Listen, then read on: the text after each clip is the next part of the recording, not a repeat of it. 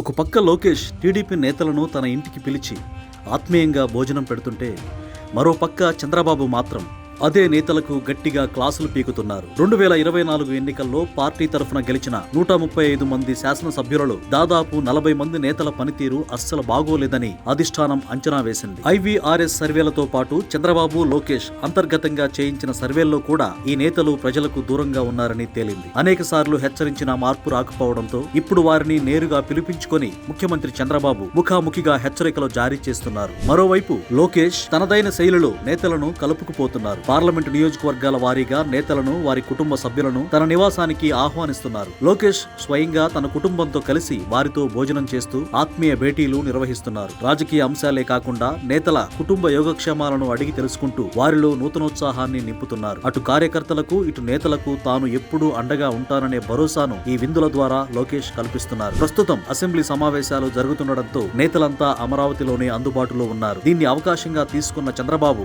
రోజుకు 2 చొప్పున ఆ 40 మంది వెనకబడిన నేతలతో విడివిడిగా భేటీ అవుతున్నారు. నియోజకవర్గాల్లో వారు వ్యవహరిస్తున్న తీరును, ప్రజల నుంచి వస్తున్న వ్యతిరేకతను రిపోర్టుల సాక్షిగా వివరిస్తూ దిశానిర్దేశం చేస్తున్నారు. ప్రజల అభిమానాన్ని తిరిగి ఎలా సంపాదించుకోవాలనే అంశంపై వారికి గట్టిగానే క్లాస్ పీకుతున్నారు. అసెంబ్లీలో నేతల ప్రసంగాలను కూడా చంద్రబాబు నిశితంగా గమనిస్తున్నారు. రాష్ట్రంలో జరుగుతున్న లక్షల కోట్ల విలువైన జాతీయ రహదారుల పనులు, 90,000 కోట్లకు పైగా రైల్వే ప్రాజెక్టుల వంటి అభివృద్ధి పనులను ప్రజల్లోకి బలంగా తీసుకెళ్లాలని సదరు నేతలకు సూచిస్తున్నారు. కూటమి ప్రభుత్వం వల్ల జరుగుతున్న మేలును ప్రతి ఇంటికి వివరించాలని, లేని పక్షంలో చర్యలు తప్పవని స్పష్టం చేస్తున్నారు. వెనుకబడిన నేతలకు ఇది కేవలం హెచ్చరిక మాత్రమే కాదు, ఒక రకంగా చివరి అవకాశం అని టీడీపీ వర్గాలు వెల్లడించాయి. గతంలో లాగా మెతక వైఖరితో ఉంటే పార్టీకి నష్టం జరుగుతుందని భావిస్తున్న చంద్రబాబు ఈసారి చాలా కఠినంగా వ్యవహరిస్తున్నారు. మొత్తానికి టీడీపీలో ఇప్పుడు తండ్రి క్రమశిక్షణ, కొడుకు ఆత్మీయత అనే డబుల్ ఇంజన్ వ్యూహం నడుస్తోంది. ఒకవైపు తండ్రిగా చంద్రబాబు తప్పులను ఎత్తిచూపుతూ గురువులా పాఠాలు నేర్పుతుంటే,